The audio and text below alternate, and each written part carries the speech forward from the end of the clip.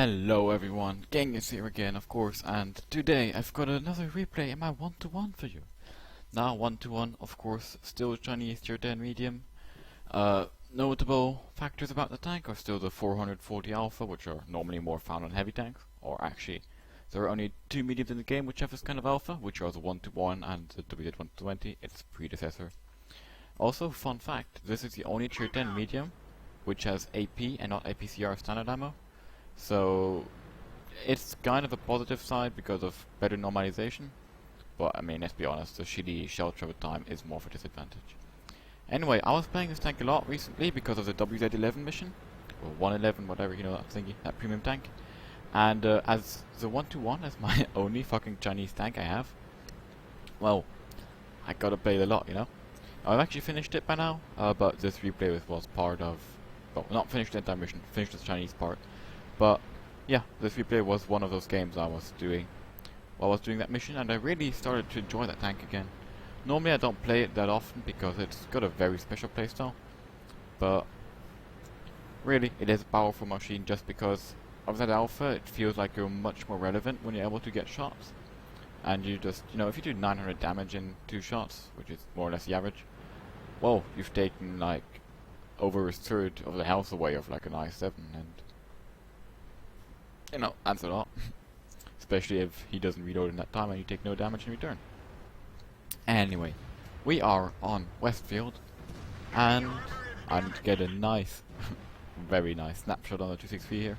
I was kind of worried about, you know, going to this position because of the enemy presence in the area, but I decided to risk it and go through anyway. And yeah, the 263 did manage to hit me. The i7 bounced one, I put the second one into him as I reload first. And short detail, why did I not go forwards to get safe behind the building? 263 is standing here. He can shoot like right here, so if I go into this area, he can shoot me, and that's why I am basically constrained to stay over here for the moment, or to take one shot of damage from him. Anyway, the FV is coming. I guess he's got hash loaded and wants to murder our waffle.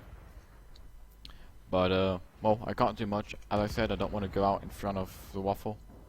And right here, the British new tier 10 TD thingy, the FE 4005, kills our waffle, which really surprises me, because, heck, where was he? That waffle was hugging the building, you know?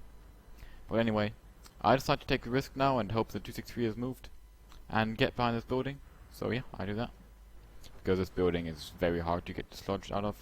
And for example, that 50B, yeah, it is a 50B. Like, your ally standing in this area can support you pretty well if enemies try and push you, which is of course a huge advantage. Now the FV hasn't had enough of me. Sadly, that shot only tracks him. And yeah, I do lose around half of my HP there, that engagement.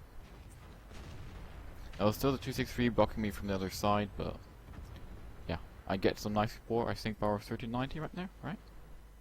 Or was it someone else? And previously by the 50p. As soon as I see the 263 like moving, not aimed on me, not pre-aimed, I go out and take a shot on his side, and oh, lower plate more like. And as he comes back to shoot me, I reload just in time and manage to get one more in and back into cover before he can train his gun on me. Now their 50p is shooting me. He bounced on my very steeply angled upper plate. He had no chance of penetrating that really.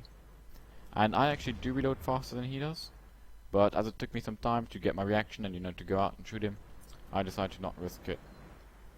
And yeah, because one shot of damage from him is around half of my remaining health.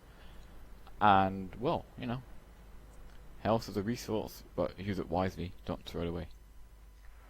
Anyway, he's now a nice one shot, and he seems to have fallen back. Normally in one of tanks, if people are low life, and especially if they've recently taken a lot of damage, they're going to play a lot more passively for the next period of time. So yeah, it's something you can kind of count on, which makes enemies in general predictable. I'm not saying it's a stupid thing, it's just a fact, you know. Anyway, there was a wall blocking the sight on the i6. I wasn't quite sure if I could just about shoot him or just about not shoot him. So I decided to destroy the wall so that next time if he comes out I can see his silhouette, hopefully. Which, well, yeah. Now it's down with me if I can do damage to him or not. Anyway, there are no enemies around here, you know, kind of checking all the bushes and stuff. I want to make sure I don't get rushed all of a sudden by something unexpected, for example. We are losing this game tank-wise, but if you have a look at the team HP bar, it's not looking that badly. I see the Aru down there, but I decide that my team should be able to handle him normally. I know that's pretty risky for me to go at him. Oh, I don't. I saw a T28 Pro to come over here, and he actually managed to spot me without me spotting him, which did come as quite a surprise to me. I mean, you know, I saw him come, but it wasn't me who spotted him or someone else, and then... yeah. Anyway, the I-6 relocated here, so I take a shot at him, immediately angle, and go away. I guess that the T28 Pro is going to push him same time, and here he is, proxy spotted. Managed to take a nice snapshot. I saw he wasn't aimed at me, but he got really lucky there and just about managed to get a shot into my frontal track. And here I do a mistake. The T28 Proto reloads in around 8 seconds, and I reload in 7.5. And with my track repair time and stuff, I shouldn't have gone out there and taken that shot. I should have just waited for the 50B to kill him. However, what I do notice is a lot of shots hammering the building I'm hiding behind. Which means that either there are a lot of tanks in the field, or there's one autoloader. No, at least one autoloader in the field. And their only autoloader is a T57. So that's for sure interesting. Right now our 50B is murdering that I-6 slowly. And as I'm proxy spotting him, there's nothing for me to really do. I just wait for him to die. However, in the meantime, all our tanks in the B2 area have died. So it's time for me to fall back, and I'm just going to go here. This is a very strong position for whatever tank you are in to defend from. Don't go here at the beginning of the game, because yeah, that's just pure camping. You know, this is a position you can go to if all your ally heavy tanks are dead, and just like this, you know, you've got some TDs and maybe some snipers over there and stuff left. Why is this position so extremely strong? You have bushes, and a lot of them. You can go hold down, you can fall back safely, and oh yeah, I mean, what more do you need? You know, bushes, and you can go hold down without even having gun depression, and very strong position, really is. So yeah, talking about bushes, I go into one and start spotting a bit. Caesar 263. I know how hard he can be to penetrate front of me, and as I have a side shot there, I decide to take it and, you know, immediately dash into the cover. Pretty important to note, there is no artillery in the game. So, I mean, I'm hold down over here, but, you know, or can be. But on the same time, the enemy over there are hold down too, and nothing is going to kill them, except for us, because we don't have any RT support. The enemy T-57, which apparently was on the medium side for whatever reason, has now started to push down there. But I could just hope that, or normally the 50B 110 with the support of the Baltic, which can shoot down, I think, should be able to handle that guy without any big problems. Especially as our 50B is a pretty good player and the T-57 isn't really. So I decide that I don't want to relocate there. I want to keep this flank under control. And yeah. There, as you can see, the T-57 is under the bridge now. As you can see, kind of, you know, judged by my movements, I'm really wondering, should I go back? Should I go help? Should I go at him? No. I mean, I can't do much. I'm a one-shot myself. All I can do is, you know, wait for him to poke and shoot him, or go hold down and shoot him if he comes or something. And I was about to go at him there, but then I saw that, whatever, he's a one-shot, you know. And our 50B still has got 1,600 HP, that should be no problem at all. So I just let the team do it for the moment. ISP gets spotted in the open, I take him out. Same time that our Waffle, I guess, shoots him. And I immediately fall back. Now the FV405, or the 103 with the 183 with the ugly turret, goes out. I did get spotted there, but he's got very, very long aim time and very bad gun control.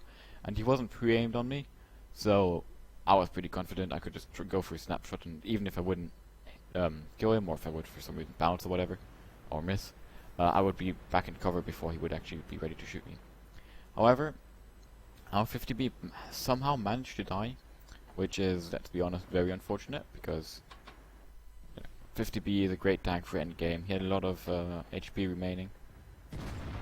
And I take a very, very cheeky shot there at STI, but I do manage to take him out. So, what happened in the meantime? Our 50B and... no, put the bullet here.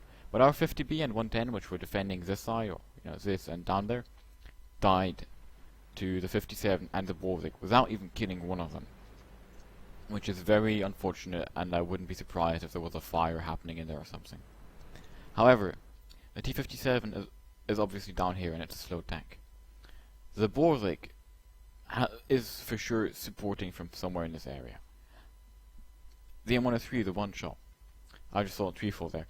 I decided that what I have to do is get out this M103 so I can concentrate and have all the enemies in front of me, aka in this area, and not be scared of, standing behind a bush and getting spotted from the wrong side or whatever. I advance very slowly and he tries to go for my turret, which obviously doesn't work because my turret is pretty damn good. Actually, yeah. Pretty sure that's the balance of the M103 there. So, yeah. As long as he doesn't hit my cupola, he has very low chances of pinning my turret armor. However, I did manage to snapshot him or whatever. I have loaded heat, by the way, for exactly that kind of situation, a hold down, stand down between me and him. I do have a better turret armor, but I want to be sure, or give myself the highest probability of pinning his turret.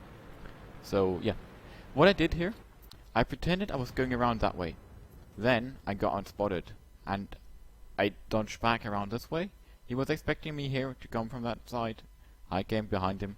Now, in the end, it was a Borzig, it wasn't me who killed him, but you get the idea. I was flanking him, or outthinking him. That's what I was trying to do. And managed, because I did manage to get behind him. So, yeah, now it's just a T-57 and a Borzig against three of us. Should be pretty easy to do, right? Now, I was thinking about capping, but on this map, if you're capping, you can only hide behind that building, and that building only covers you from this area, basically. However, the enemies are in that area. So I decided that that's a stupid idea, because if the Borzig just stands in the bush there, I might not spot him and I'm a one-shot, and, he activates Bino, spots me, and I'm dead. Great. So I decided not to cap. Also, I was thinking that our Waffle might be a one-shot, but so is the T-57, and the Waffle shouldn't have any problems killing a T-57, like just standing in a bush and waiting for him to come and shooting him. But apparently I was thinking kind of wrong there. So now we've got a T-57 in our base, a Borzig which I greatly expect to be advancing or have advanced in the direction of our base. So I have to go back and defend. Which is obviously what I'm doing right here. Let's speed it up a bit, just some drivey. There is only one guy in cap, it says 2 because of, times 2 speed. And I expect it to be the T-57 capping, with a Borzig, supporting him from somewhere in the bushes behind him, or whatever. Which is pretty bad. However, then a tree falls. Now, of course, it could be the Borzig falling down that tree, but it would really surprise me, because Borzigs aren't fast. They are kind of mobile-ish, but they aren't fast, especially uphill, they really just crawl. They've got pretty bad engine power. So I think that that's a T-57. Again, I've got heat loaded because of the T-57 if it's a hold down engagement, which is what I'm trying to get. I've got way better turret armor, but I can still bounce him. So what I'm doing, I expect right now the Borzig to be in the base and the T-57 to be around here, which is correct. And I got that information from the tree falling. Sadly, in basically the same second, the Borzig managed, the T-57 managed to kill our Borzig. And the cap is now at 70%. So I do load an HE shell here, because, Borzig, of course. And I decided to flank around. He wouldn't expect me to come from the side, and I've also got some sort of terrain and bush cover, which I might be able to use. He actually doesn't spot me here, while I'll see him, and I take a nice shot there, doing 562 damage with my HE shell to the Borzig. And the next one does 417 damage. I know I reload first, so I go in, at him, and fail. He just managed to get around the corner before I'm able to pull the trigger. I could have killed him there, I think, but yeah, I didn't really manage to. Now let's speed it up a bit. What am I trying to do? I'm trying to set up a side scrape, not because of my great side armor, because it's not great side armor, it's a medium tank it's a medium tank. What I'm trying to do is to side scrape to get a better angle on him. He's hugging the building. If I side scrape out, I should be able to get to an angle where I see part of his tank, and as all of his tank is very weakly armored, without him being able to see me. However, he's smart enough and realizes that, and we're kind of just dancing around the building over and over and over. And yeah, doing some proxy spotting, then going back, trying to find out where he is. Shit.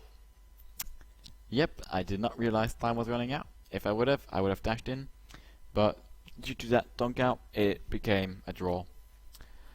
So yeah, let's have a look at the post-game stats anyway, shall we? Ta-da! I got an ace tanker for a draw, which isn't too bad. I got a defender, obviously, a high caliber, and a top gun. All of that is pretty nice. Now I only did 5,373 damage. I mean, that's nothing, you know, it's not a bad number at all. But it's nothing exceptional either. However, I do think this replay was pretty interesting because of how the endgame developed and how I was repositioning myself and trying to react to the enemy threats and stuff like that. And that's why I'm showing you this. I also got 7 kills and did some nice traveling around. And yeah, you know, not much to say otherwise. Actually, there is. I managed to block 2,320 damage with my armor, which, you know, the tank doesn't even have that much HP. And which just shows you one of the advantages of this tank over, for example, the 62A, is the whole armor. The whole armor of the 1-to-1 is pretty good. It's not E50M good, but the upper plate is very well anchored and not that weak at all. And if you angle it well, or against, you know, with your 8s and low penetration to your 9s, you can get a pretty surprising amount of bounces, combined with a very good, although not D62A level, turret armor. This really gives this tank some staying power, which other mediums sometimes lack, and allows it to, oh, we can't really say play like as a pocket heavy, but play way more aggressive and in your face, which helps a lot when you've got a tank which has, you know, 440 alpha and is made for that kind of short range DPM burst engagements. I hope you guys enjoyed this, even if it was a draw, and see you next time.